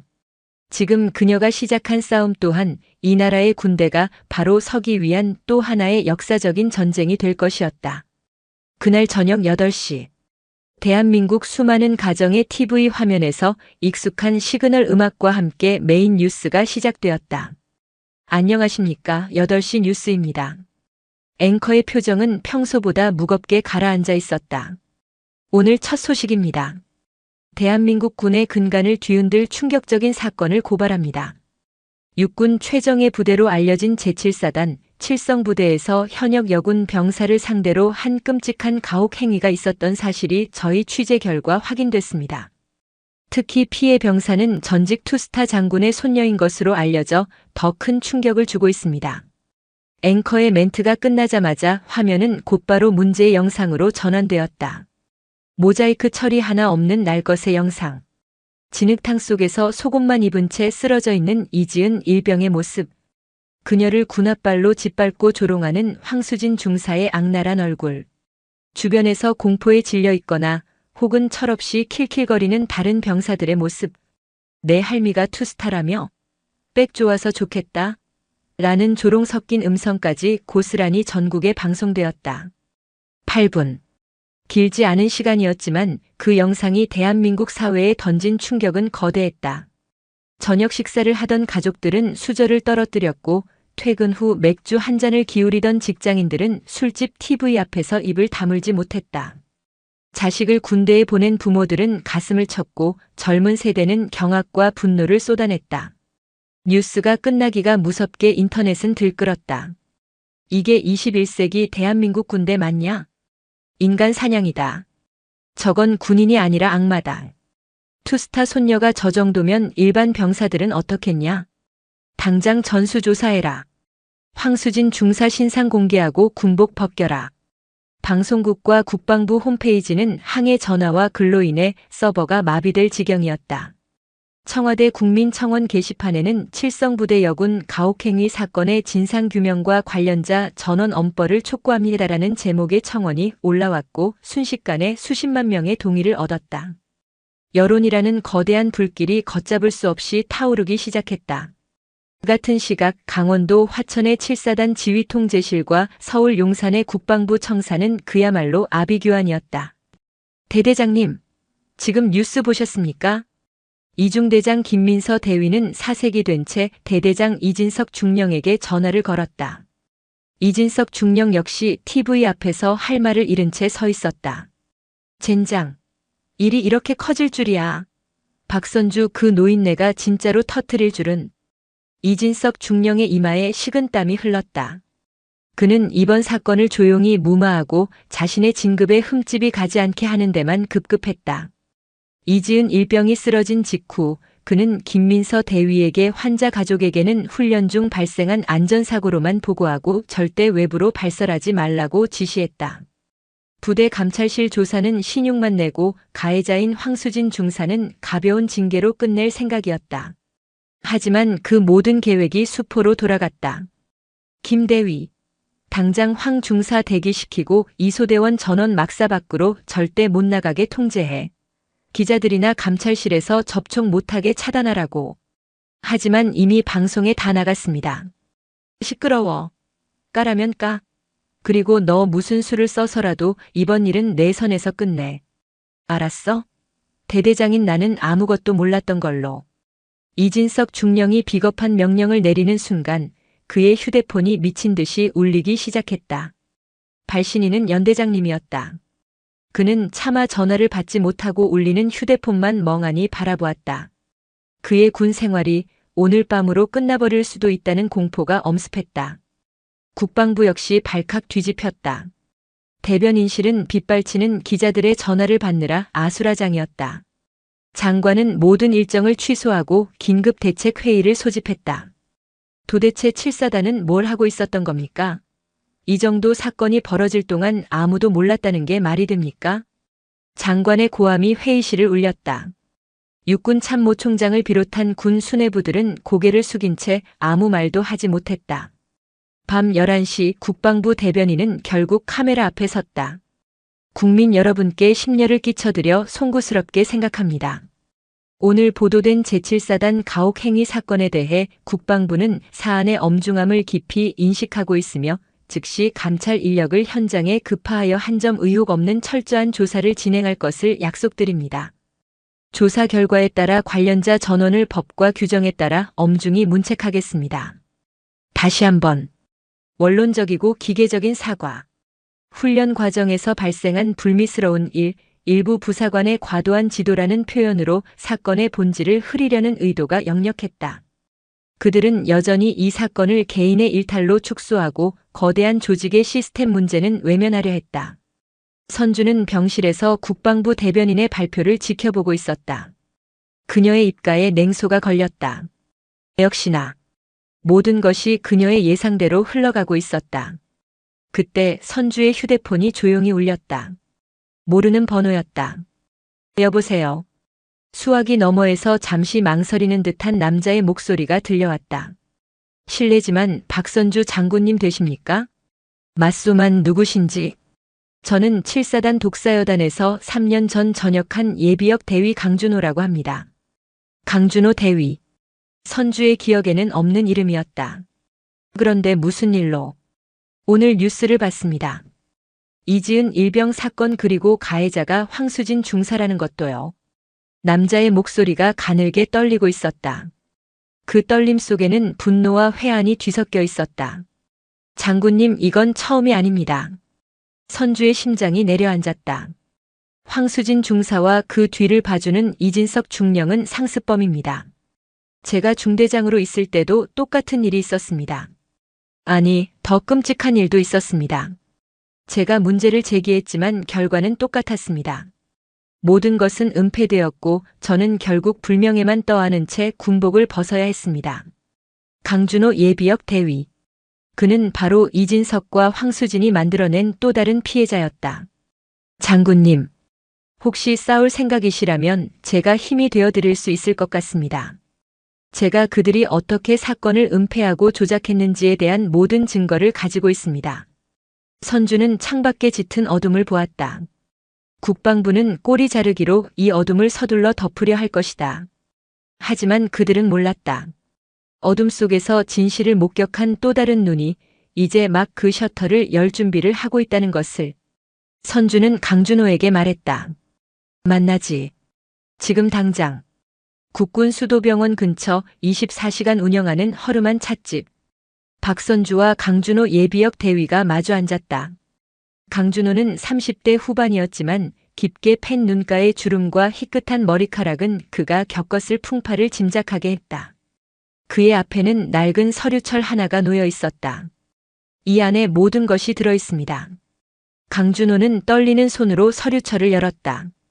3년 전 그가 이중대장으로 재직할 당시 작성했던 부사관에 의한 사병 가혹 행위 사건 보고서 사본이었다. 당시 피해자는 김아름 하사였습니다. 이제 막 임관한 신임 부사관이었죠. 황수진 중사는 당시에도 부소대장이었고 이진석 중령은 소령 계급의 인사과장이었습니다. 강준호의 설명에 따르면 황수진은 신임 하사의 군기를 잡는다는 명목으로 김 하사에게 인격 모독과 상습적인 구타를 일삼았다. 사건이 터진 것은 어느 겨울밤 황수진이 술에 취해 김 하사를 생활관 뒤편으로 끌고 가 폭행하고 혹한의 날씨에 팬티만 입혀 연병장을 돌게 한 것이다. 제가 직접 목격하고 김 하사를 구출했습니다. 그리고 다음 날 이 보고서를 작성해 대대장에게 정식으로 보고했죠. 하지만 보고서는 묵살당했습니다. 강준호는 다음 서류를 꺼냈다. 당시 인사과장이었던 이진석 소령이 보낸 문자 메시지 캡처였다. 강 대위, 뭘 잘했다고 보고서까지 올려? 좋은 게 좋은 거라고 그냥 조용히 덮어. 황 중사 일 잘하는 거 알잖아. 괜히 부대 시끄럽게 만들지 말고 김 하사나 잘 타일러. 한 번만 더 이 문제 거론하면 당신 군 생활도 순탄치 않을 거야. 이건 충고가 아니라 경고야. 이진석 소령은 황수진 중사를 비호했습니다. 둘은 같은 학군 출신 선후배로 끈끈한 사이였고 부대 내에서 누구도 건드리지 못하는 라인이었습니다. 저는 포기하지 않고 연대 감찰실에 직접 투서를 넣었습니다. 하지만 결과는 제가 지휘 능력 부족과 부하와의 불화를 이유로 한직으로 좌천당하는 것이었습니다. 김아름 하사는 결국 전역을 택했고 사건은 그렇게 묻혔습니다. 강준호의 눈시울이 붉어졌다. 자신의 무력함에 대한 회한과 썩어빠진 조직에 대한 분노가 뒤섞인 눈물이었다. 이 서류철은 제가 언젠가 복수하겠다고 다짐하며 간직해온 것입니다. 하지만 예비역 대위 나부랭이가 할 수 있는 건 아무것도 없더군요.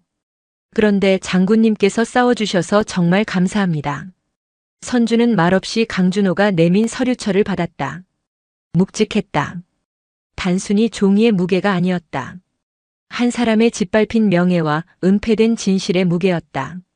선주는 이진석과 황수진 그리고 그들을 비호하는 군 상층부를 향한 분노가 머리끝까지 차오르는 것을 느꼈다. 이것은 단순한 가혹행위가 아니었다. 군이라는 이름 아래 썩어 들어가는 거대한 종양이었다. 그리고 그녀는 이제 그 종양을 도려낼 가장 날카로운 메스를 손에 쥔 것이었다. 언론의 집중 포화와 들끓는 국민 여론은 국회로 불길을 옮겨 붙였다. 특히 야당 소속의 국방위원회 위원 정세영 의원은 이번 사건을 좌시하지 않았다. 삼선 의원의 관록과 특유의 날카로움을 지닌 그녀는 군 개혁에 대한 소신이 뚜렷한 인물이었다. 그녀는 즉시 국방위원회 긴급 전체회의 소집을 요구했다. 그리고 그날 오후 선주는 정세영 의원으로부터 직접 전화를 받았다. 장군님, 정세영 의원입니다. 먼저 손녀따님의 일에 대해 깊은 위로의 말씀을 전합니다. 감사합니다, 의원님. 저는 이번 사건을 일개 부대의 일탈로 보지 않습니다. 군 전체에 만연한 구조적인 문제이자 골마 터진 환부라고 생각합니다. 이 기회에 뿌리까지 전부 도려내야 합니다. 정세영 의원의 목소리는 단호했다. 그래서 장군님께 부탁드리고자 합니다. 국방위 전체 회의에 증인으로 출석해 주십시오. 장군님께서 직접 겪으신 일과 가지고 계신 모든 진실을 국민 앞에서 증언해 주십시오. 국회가 장군님의 싸움에 힘을 보태겠습니다. 선주가 기다리던 순간이었다. 언론이라는 창만으로는 부족했다. 군 수뇌부를 직접 심판대에 세울 수 있는 공식적인 무대. 바로 국회였다. 기꺼이 가겠습니다. 제가 아는 모든 것을 한치의 거짓도 없이 증언하겠습니다. 이틀 후 대한민국 국회. 국방위원회 전체 회의장에는 수많은 취재진과 카메라가 몰려 북새통을 이루고 있었다. 회의장 중앙 증인석에는 박선주가 단정한 검은색 정장 차림으로 앉아 있었다. 그녀의 맞은편에는 국방부 장관과 육군 참모총장을 비롯한 군 수뇌부들이 무거운 표정으로 자리를 지키고 있었다. TV 생중계 카메라에 빨간 불이 일제히 켜졌다. 또 다른 전쟁이 시작된 것이다. 회의를 주재하는 국방위원장의 개회 선언 후 질의에 나선 것은 정세영 의원이었다. 국방부 장관께 묻겠습니다. 지난 이틀간 국방부의 대응은 철저한 조사와 엄중 문책이라는 말의 반복이었습니다. 그래서 뭘 조사했고 뭘 밝혀냈습니까? 가해자 황수진 중사와 직속상관 김민서 대위는 현재 어디서 무얼 하고 있습니까? 국방부 장관이 마이크를 잡고 원론적인 답변을 늘어놓았다. 현재 해당 인원들은 모두 직위해제 후 감찰 조사를 받고 있으며 규정과 절차에 따라 됐습니다. 정세영 의원이 말을 끊었다. 그런 하나마나 한 답변을 들으려고 이 자리를 만든 것이 아닙니다. 장관 그리고 총장님. 지금부터 저 스크린을 똑바로 보시길 바랍니다. 정 의원의 말이 끝나자마자 회의장 대형 스크린에 이지은 일병의 가혹 행위 영상이 재생되기 시작했다. 모자이크 하나 없는 원본 영상. 진흙탕 속에서 벌어지는 끔찍한 장면에 회의장은 순식간에 찬물을 끼얹은 듯 조용해졌다. 의원들의 입에서 헛기침과 탄식이 터져나왔다. 군 수뇌부들은 차마 화면을 정면으로 보지 못하고 고개를 숙이거나 시선을 피했다. 영상이 끝나자 정세영 의원은 증인석에 박선주를 향해 발언권을 넘겼다. 박선주 증인 나와주십시오. 저 영상에 나오는 군인이 증인의 손녀가 맞습니까? 선주가 마이크 앞에 섰다. 그녀의 목소리는 떨림 없이 회의장 전체를 울렸다. 네, 맞습니다. 제 하나뿐인 손녀 이지은입니다. 육군사관학교를 차석으로 졸업하고 조국을 지키는 군인이 되겠다는 포부 하나로 가장 험한 곳을 자원한 누구보다 강하고 자랑스러운 제 손녀입니다. 선주는 잠시 말을 멈추고 피고인석에 앉은 군 수뇌부들을 차례로 훑어보았다. 육군 참모총장께 묻겠습니다. 갑작스러운 지목에 참모총장이 당황하며 고개를 들었다. 총장은 저 영상이 귀관이 이끄는 대한민국 육군의 현주소라는 사실을 인정하십니까? 저것이 당신들이 말하는 강한 군인을 만드는 전통이며 군기 확립의 일환입니까? 대답해 보십시오. 노장군의 서슬 퍼런 일갈에 참모총장은 입술만 달싹일 뿐 아무 말도 하지 못했다. 선주는 준비해온 서류철, 강준호가 목숨처럼 지켜온 진실의 증거를 높이 들어 보였다. 저는 오늘 이 자리에서 이번 사건이 결코 우발적인 일탈이 아님을 증명하고자 합니다. 선주는 강준호 예비역 대위의 사건 보고서와 이진석 중령의 협박 문자를 하나하나 공개했다. 3년 전 똑같은 가해자들이 어떻게 더 끔찍한 짓을 저질렀으며 조직이 어떻게 그것을 은폐하고 오히려 진실을 말하려 한 사람을 내쳤는지를 논리정연하게 폭로했다. 황수진 중사는 상습적인 가해자였고 이진석 중령은 상습적인 은폐 책임자였습니다. 그런데도 이진석은 3년 만에 소령에서 중령으로 버젓이 진급했습니다. 이것이 대한민국 군의 정의입니까? 이것이 시스템입니까? 회의장은 술렁이기 시작했다.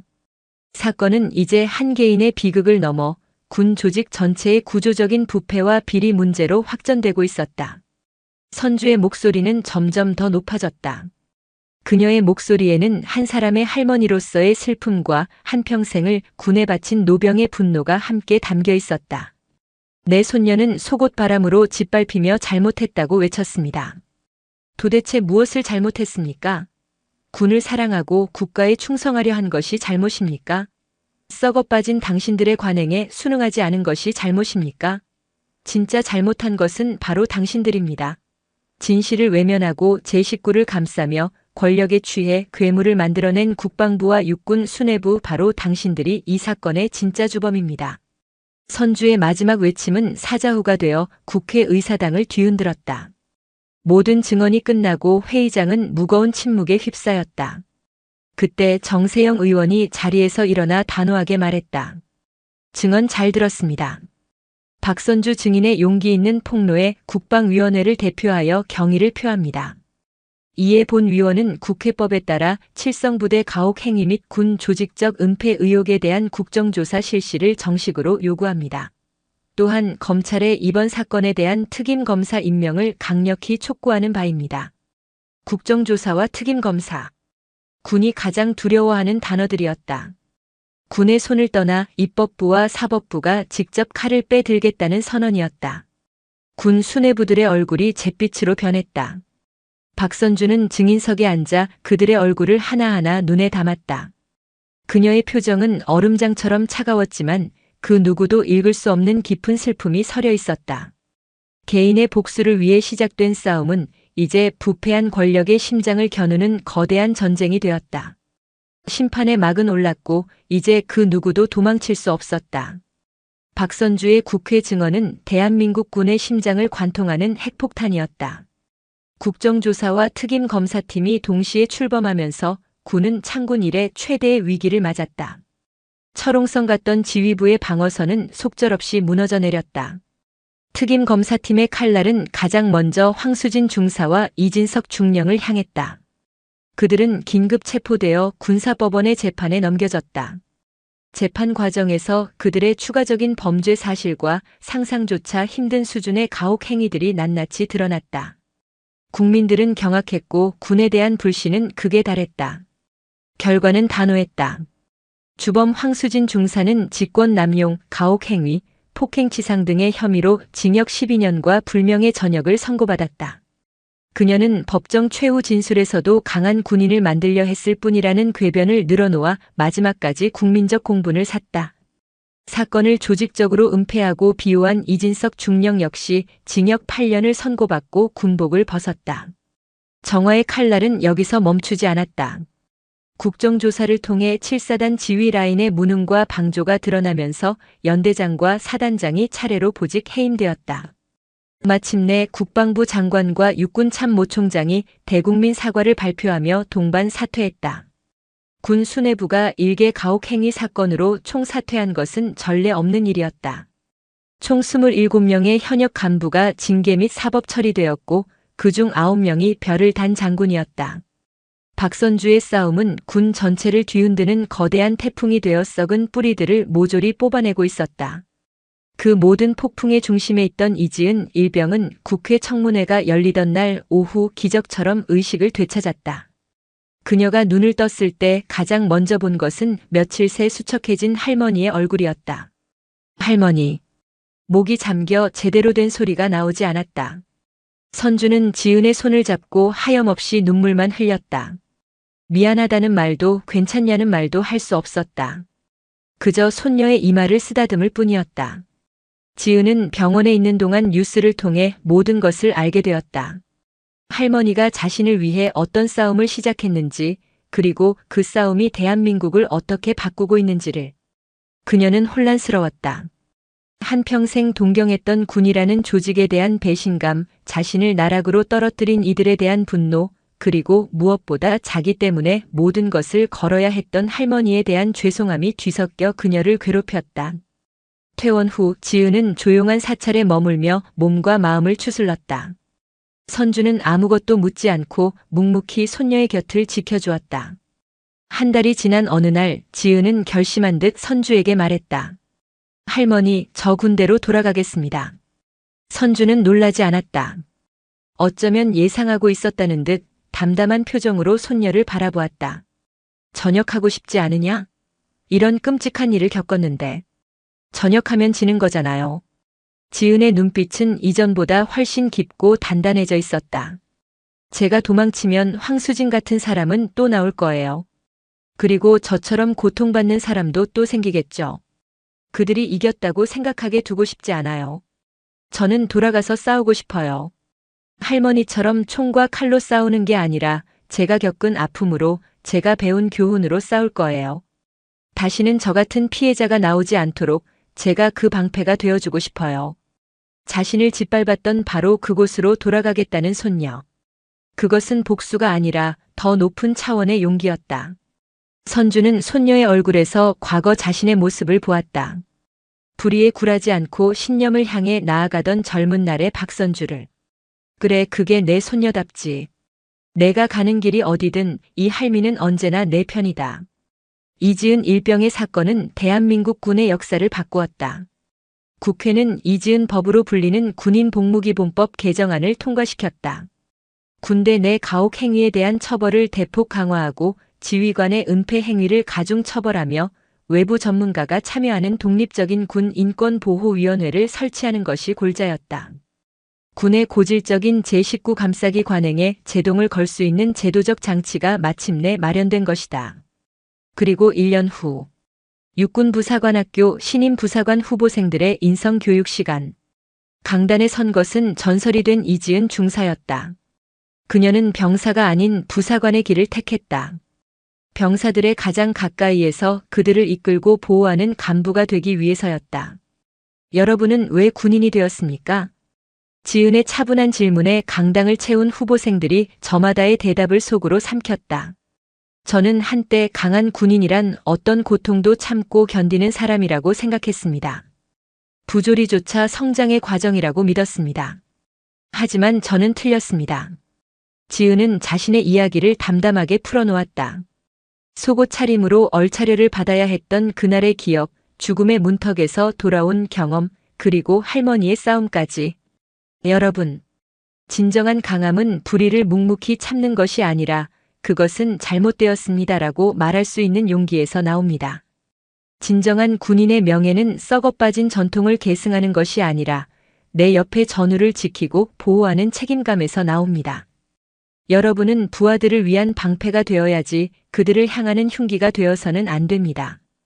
그녀의 말 한마디 한마디는 교과서에 없는 살아있는 가르침이 되어 젊은 후보생들의 가슴에 깊이 새겨졌다. 그 모습을 강당 맨 뒷자리에서 박선주가 조용히 지켜보고 있었다. 어느새 주름이 더 깊어진 그녀의 얼굴에 따뜻한 미소가 번졌다. 한때 그녀는 군이라는 조직을 원망하고 저주했다. 하지만 이제는 아니었다. 손녀가 그리고 손녀와 같은 새로운 세대가 만들어갈 군대는 분명 다를 것이라는 희망을 보았기 때문이다. 강의가 끝나고 지은은 할머니에게 달려와 안겼다. 할머니 와주셨네요. 우리 강아지 이제는 제법 장군 같구나. 선주는 지은의 어깨를 두드리며 말했다. 지은아, 한 시대는 끝났다. 이제부터는 너희들의 시대야. 우리 같은 늙은 세대가 망쳐놓고 때로는 눈 감았던 것들을 이제 너희들이 바로 세우고 더 나은 군대를 만들어 나가야 한다. 두 사람은 연병장을 나란히 걸었다.